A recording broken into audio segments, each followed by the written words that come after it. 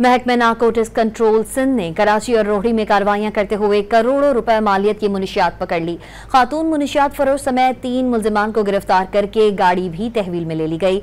तर्जुमान महकमा narcotics control Sindh के मुताबिक महकमा नारकोटिक्स कंट्रोल रोहड़ी सर्कल की टीम ने खुफिया इतला पर छापा मारकर कार्रवाई की, जिसमें लैंड क्रूजर गाड़ी से 100 किलो चर्स बरामद हुई। छापामार कार्रवाई में 2 मफरूर मुल्जिमान को गिरफ्तार किया गया, जिनकी शनाख्त फजल हक और कुर्बान अली के नामों से हुई। महकमा एक्साइज सिंध ने मुनशियात स्मगलिंग में इस्तेमाल होने वाली गाड़ी भी जब्त कर ली।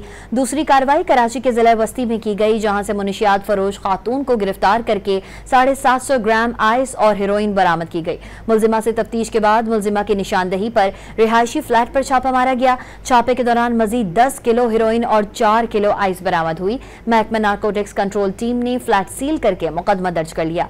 मजीद तफ्तीश जारी है। सूबाई वजीर मुकेश कुमार चावला ने दोनों छापामार टीम्स को शाबाश दी और कहा कि नौजवान नस्ल को मुनशियात से बचाना अव्वलीन तरजीह है। मुनशियात फरोशों के खिलाफ बिला तफरीक भरपूर कार्रवाइयां जारी रहेंगी।